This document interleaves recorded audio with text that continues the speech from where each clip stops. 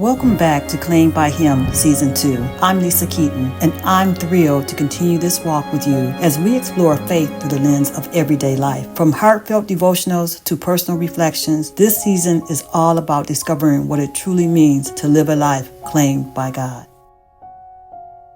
Welcome to Beginner's Guide to Christianity, where faith meets life. We are here to share our experiences of receiving healing in the Father's house through witnessing and testimonies. I'm your host, Lisa Keaton, and we are honored to have Mona Hathaway with us.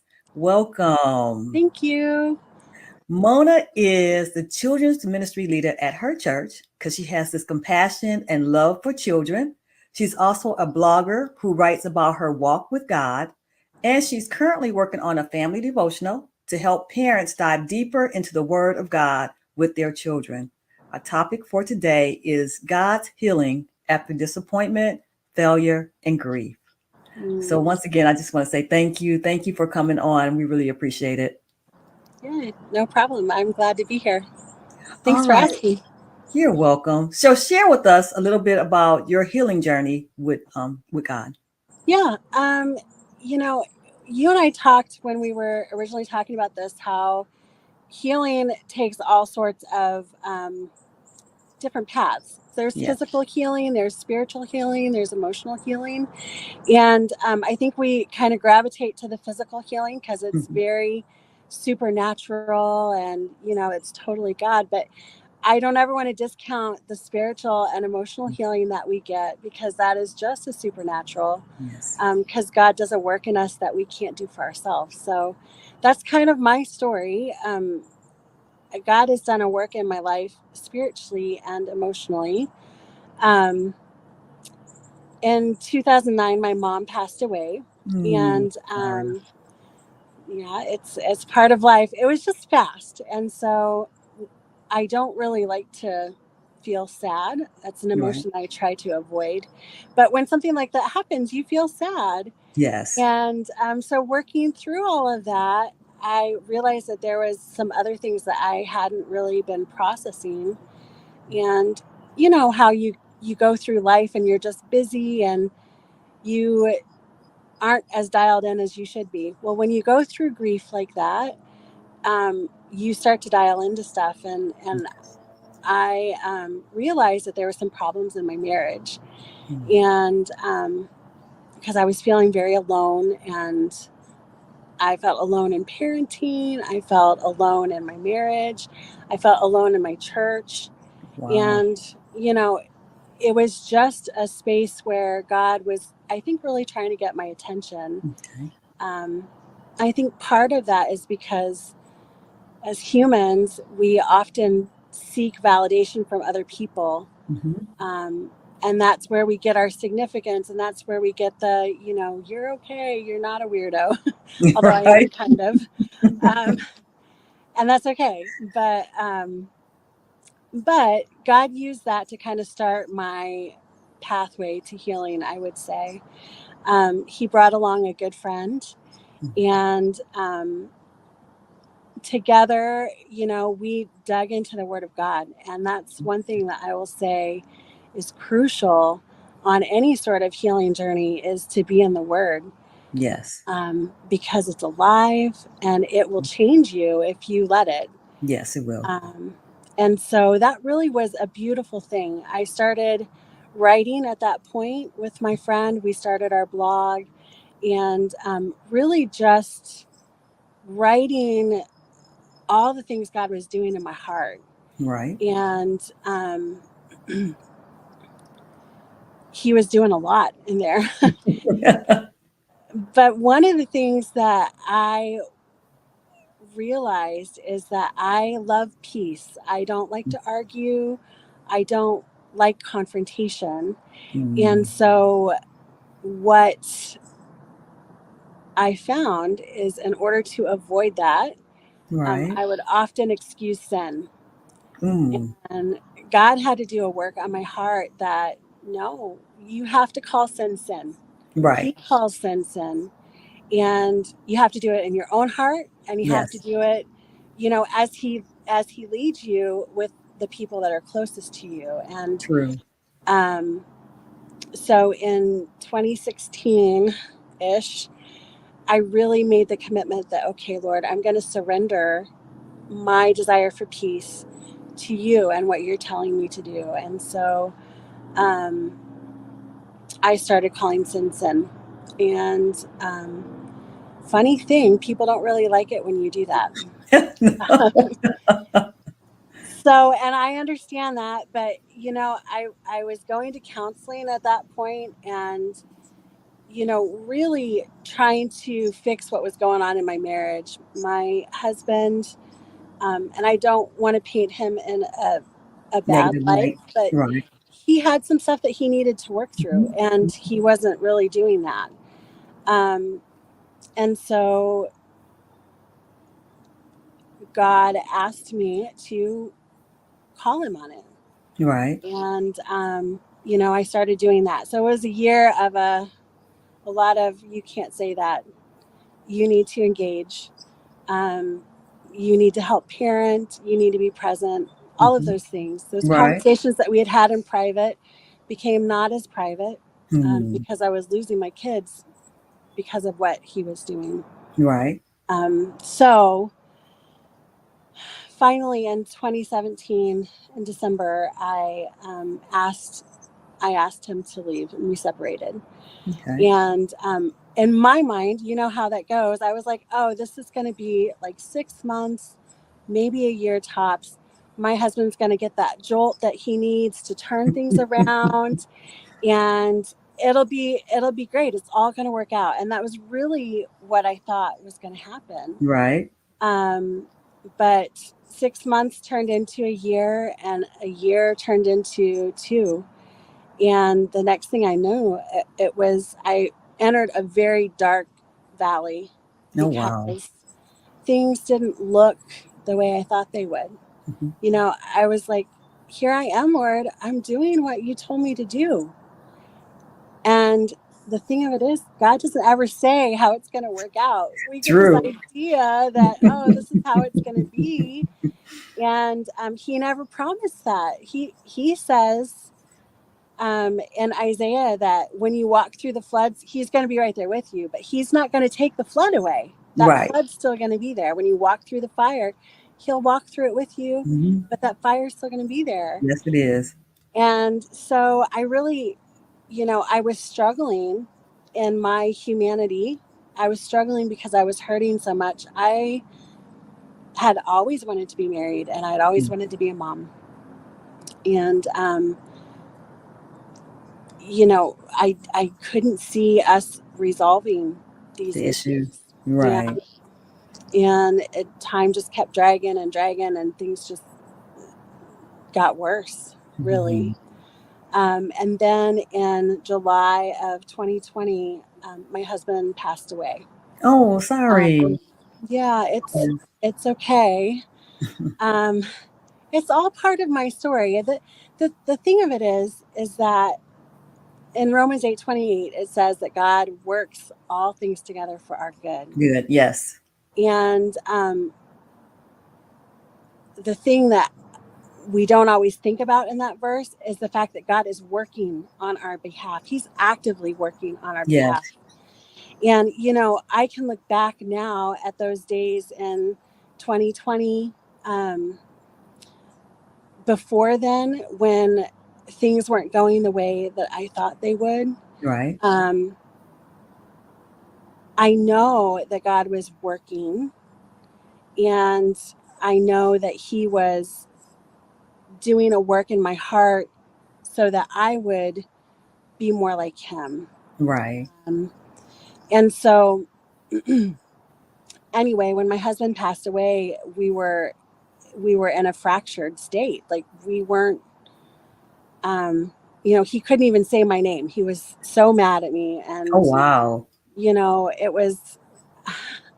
I I got one of his journals. One thing I will tell you: don't ever read someone's journal if they Journal? were mad at you when they passed away, because that was, I should have never done it. But like, he literally couldn't even. I was like, Lord Voldemort, the one who can't be named.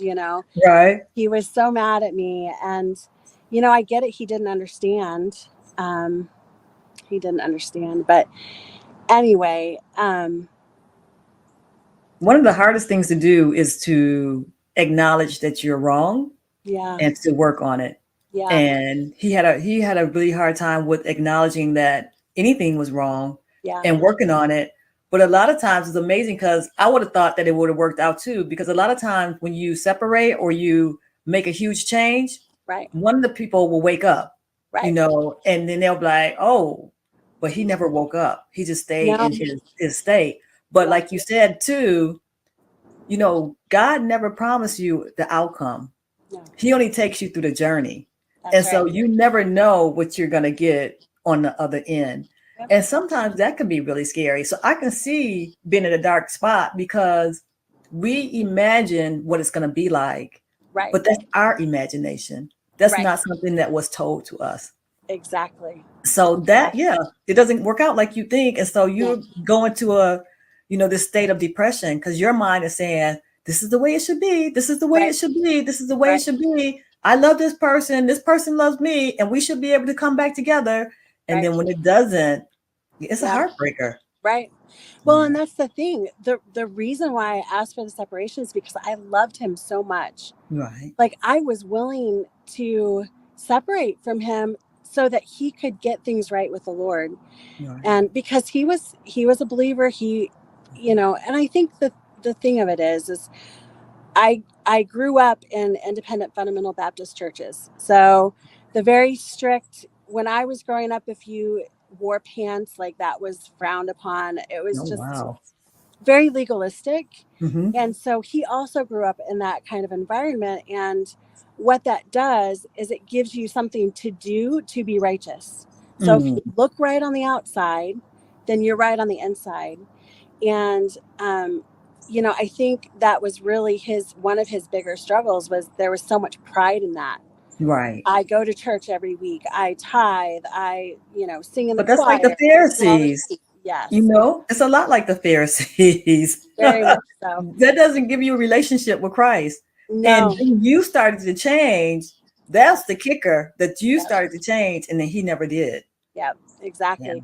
And as a matter of fact, he hated the changes in Hmm. me. He really did.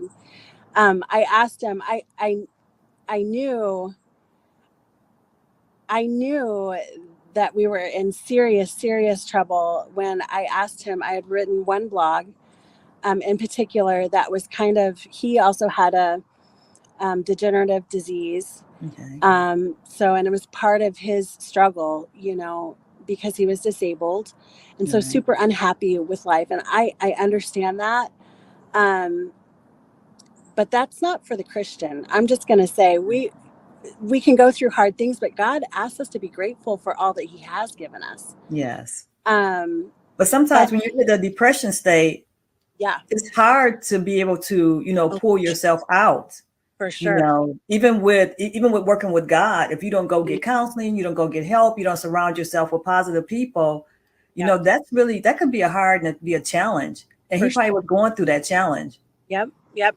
And that was the thing. Like I wanted him to go get counseling and all of that stuff, and he just refused. That wasn't for him. So, um, but I don't know where I was going with that. It's okay. Um, but anyway, so I think we fast forward a couple of years and I moved to Jacksonville. I was from Mhm. Arizona. I moved to Jacksonville in 2022 and went to this church that I'm at right now, New Berlin Road Church. Yes. And it's a Southern Baptist church. I like to joke that I think I've been Southern Baptist my whole life. I just didn't know it because I hadn't been to a Southern Baptist church. But, it's one of those things where I had finally gotten to the point where I didn't need that validation from other people. I'd gone to church my whole life and not really felt like I belonged there. And I think Right. part of it is the Pharisaical Mhm. mindset. I Mm. never really agreed with that. Um, Right. and so I never really felt like I fit in. I had finally given that up. Like, Lord, I don't need to feel like I fit in. I have you, and that's enough. That is. But when I came out here, and it was actually the ladies' conference that we did last year, um, I realized that I had been through this thing, that the separation, this ending of my marriage, that I wasn't sure that God could use me again. I really Oh, wasn't sure, um, because it felt so wrong. You know what I mean? It wasn't right. how I wanted it to be. Um, and I think I felt like maybe God was just done with me. And that was like the depression and the Yes. hard stuff, and Yes. not surrendering the ending and the outcome. And I hadn't surrendered that, because I really wanted what I wanted. I wanted my marriage to be made whole, Right. and God didn't choose to do it that way. Right. Well, or I wouldn't say that. Like, it has to be a cooperation on all parties, and True. True. that wasn't what was And happening. what your whole looked like, God's whole, he made it whole. It was just He in a did. different way. He did. Yeah. Well, and I will say this: I look forward to meeting my husband someday in heaven, in his perfect state as he was always intended to be. Right. I think that's going to be an amazing thing. And I think vice versa. I would love for him to see me in my perfect state too, because Mhm. I know there are a lot of things that I messed up along the way. I'm human and I fail too. Yes. And that's normal. That Yep. is so normal. And for anybody who listening to this and hearing this, a lot of us go through this and we go through these little roller coaster rides. And you know what? But you still got to remember that let Christ be your center. And I Yes. think one of the things that you did because you were so accommodating in your marriage from the beginning Mhm. that he wanted you to stay that way. So Yeah. you were like the superwoman. Right. You were Well, doing everything. it's funny because God recently revealed to me, because I like to place all the blame on my husband, of course, Right. but my husband didn't make me that way. Right. Like, I chose to put him above the Lord right from the get-go in our marriage. And Hmm. that was my bad. Yes. I needed to have Christ as my center, as the one to validate my worth, not my husband. And so really that set the trajectory of allowing that to go on as long as it did. And of Yes. course, whenever you're in a habit of sinful behavior, you don't want to stop that. It's your habit. It's your Yes. culture, you know? And so to be asked to do something different, especially from someone that you knew was just as flawed as you were, you know, Right. it wasn't something that he was willing to do. And so um but it's interesting that God showed me that I also had blame in that. And God reveals stuff to us like layers of onions. And so he continues to reveal myself to me even now. um, Yes.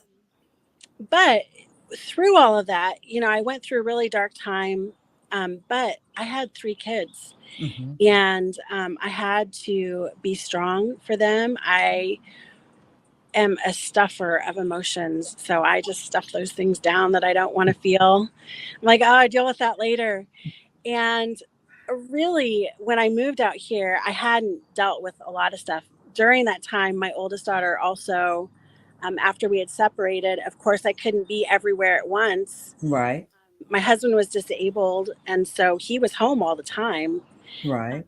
with the kids. And so they lost that other supervision. Mm. And my oldest daughter got into drugs. And, Mm. we went through that path. And, again, I'm questioning God, like, seriously? I Right. grew up in this Christian bubble. I had never been around police in that way before, Right. never been around drugs. I'm like, really? Is A this what whole you different had? world.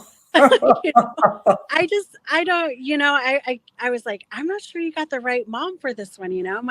My kids are all adopted. And so, um, I really was like, Lord, I don't know if I can do this. And of course he gets you through it all. Yes, he does. But on the flip side of that, so I'm dealing with her and all the emotions that come from that, the guilt from not being able to be there and protect her from Right. herself, and the damage that it did to my other 2 kids. And then finding out, like what was really happening with my husband and my kids, you know, some of the things that he would say about them being adopted and about, you know, their Mm, biological parents and just inappropriate stuff, hurtful, right. that, you know, they can't unknow or think, you know, Unhear. anything differently. Yes. We can't Yeah. unhear it. Right. And Mhm. so it shapes them. And anyway, so just dealing with all the weight of that, and I stuffed it down and stuffed it down and stuffed it down. Well, when I moved out here, I had, because mind you, I believe God will give you the desires of your heart. And Right. what I think that means is that, okay, God, you know, I want to be married, so I'm just going to pursue that. Mm, mm, mm. And so I met a gentleman, and we started a long distance relationship. I was in Arizona. He was here in Jacksonville. And, he said he was a Christian and all of the things, you know, that men will say sometimes. That And you wanted to hear. yes, exactly. Um, and, you know, I just, I fell for this guy. And so, long story short, I moved out here to Jacksonville so that we Right. could see. I knew that it was either make or break, because there were some things, you know, we'd been in proximity enough where I was like, I don't know. You talk a good game, but I don't know, you know? Right. Right. And so, Discernment. yes, yes, which I'm learning. That's a lifelong process, I think, Yes. having discernment. But so anyway, we moved out here, and we were engaged at the time when I moved, and my engagement ended. Mhm. So kind of a very similar situation. He didn't really want anything to do with my kids, and didn't really want to go to church with me, which Right. I was like, that's weird. I don't understand that, but okay. So anyway, that ended, and I think when that happened, it was like the tipping scale on the emotions that I hadn't processed. Mhm. You were like a jack in a box, Yeah, ready for to sure. explode. Yes. And so I went through several months of just sadness. I mean, I won't say that it was depression like when my husband passed away. I know what that's like, where you just Right. don't want to get out of bed and you don't want to, but it was just literal sadness. And like, my biggest fear is that if I started to cry, I wouldn't be able to stop. Oh, wow. And because there was just so much hurt, you know, and so much pain and so much loss. Mhm. Um, but you know, that's not reasonable. You're always going to be able to stop crying eventually. And you know what? Crying is good. I mean, it releases all that stuff that's inside of you, and it could be healthy and Yeah. helpful. Yeah. Yes, you got to let go. Yes. So, you know, I went through that crying and all of that. But in the ladies conference in 2023, that was when I finally was like, okay, Lord, you can use me, Yes. and you still love me, even Yes. though I messed up with this other guy too. Like, clearly I can't pick men well, so I'm going to stop trying. I'm going to let you do that. If that's to be, that's on you, God. You're going to have to make it super plain. That's true. So, but that surrender, Yes. Was um, freeing. it was very freeing, very, very freeing. But it didn't take away the broken heart. I Right. still felt like I was so broken on the Mm. inside. Um, and, you know, I think God did this very intentionally, because prayer is something that I have always kind of struggled with. And I Right. think, again, growing up in the churches that I grew up in, it was very Pharisaical praying. You know, it Okay. wasn't like a conversation. I've learned a lot since then that it's just a conversation that I have with God. I talk to him all the Right. time. Time. Yes. So it doesn't have to be that formal sort of thee and thou and Mm, all of that no. stuff, because that's not really who I am. Um, and so in that conversation that I had with him, and reading my Bible and getting back into deep Bible study, I found a verse in Psalm. It's Psalm 147.3, verse 3, and it says that he heals the brokenhearted and he Yes. binds their wounds. Yes. And I said, you know what, God, that is a promise right there. You promise that you'll do that. Yes. And so I started praying that over myself. I said, God, you know my heart. I feel so brokenhearted. I feel like I could cry at the drop of a hat, and I don't Yes. really like to do that. And I held him to it. I'm like, God, you say that you'll heal the brokenhearted. My heart is broken, and I need you to heal it. I can't do that on my own. I've Yes. tried. I tried to get in another relationship to help heal my broken heart. I tried to get a different job to help heal my broken heart, to feel better about myself. You moved to a different state. Yeah, I moved across the country. Like, I did all of these things to try and heal my own broken heart. But Right. you know what? It was literally, I don't know, maybe a month. And I wasn't praying it every day. It was just, I have this thing that I do when I'm for work. We have to use a password. And so I use a verse, Right. and I just use the first letters of each word as my password. Okay. So every day I would type over and over, he heals the brokenhearted. He heals the brokenhearted. He heals the brokenhearted. So I wasn't necessarily praying it, but I got it in my mind. And, Right. I just was driving along one day, and I was like, I don't feel brokenhearted, Lord. Wow, that actually worked. And so I was like, I hate it when I'm so surprised that he does what he says he's going to do. Right.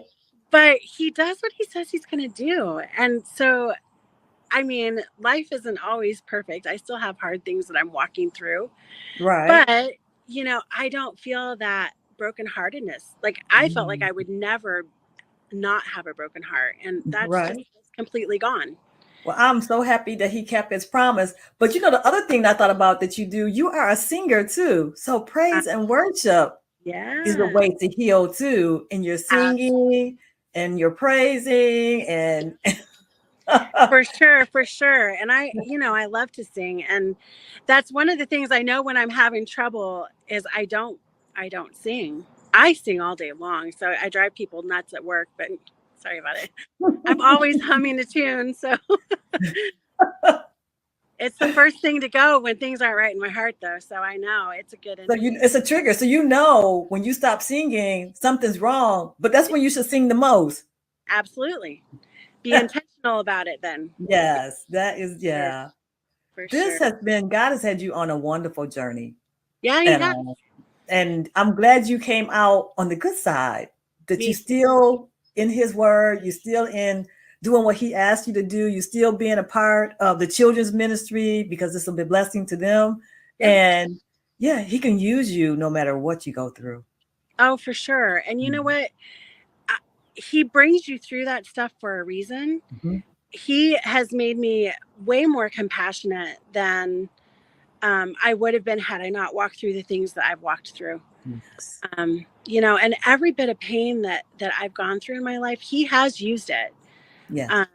And there is no better feeling than the feeling of knowing that you're being used by God, that he's choosing to use this broken vessel, and I said I wasn't special, and I do see myself as not terribly special. I'm no one extraordinary. I'm just an ordinary person, but God chooses to use me. Yes. And when that's just so humbling to me, as flawed as I am, that he will still use me. All the things that I've gone through and the ways that I have messed up through there, he's forgiven me Right. every time. Yes, he And, has. and he still chooses to use me. So I will do what he wants until he decides I'm not usable anymore, which And you isn't know going to what? ever be. That happened, right? Because you are special, you are unique. You bring a different perspective to wherever you're at, and everybody could use something different. And I'm glad he made you the way. I'm glad you are a little different and you don't fit into a normal mode Yes. because we need that uniqueness. Yeah, for sure. For sure. Yeah, this has been wonderful. I have truly enjoyed this. A few final questions. Yeah. One is, how can people find you? Well, my Facebook is under Mona Lee, so Okay. you can reach me there. I also have my blog, which is truthbetweenfriends.blogspot.com. Um, and I haven't honestly been keeping up with that so much just because there's more to the story. Right. um, so that has got some pain attached to it right now, but I'm working on, getting another blog. I'm busy with a lot of other things right now. So honestly, the blogging has kind of taken a back seat, but there is a lot of content out there from Yes. before. So it's still good stuff. And it's still Uh, relevant. oh, absolutely. Yep. God's word is pretty timeless that way. So All right. Well, we just want to tell you thank you. Thank you for coming on. Thank you for being a part of this summit. It is truly appreciated. And, I love seeing you guys at New Berlin Road Church. So we love seeing you too so much. And thank you so much for the opportunity. I appreciate it. you're welcome.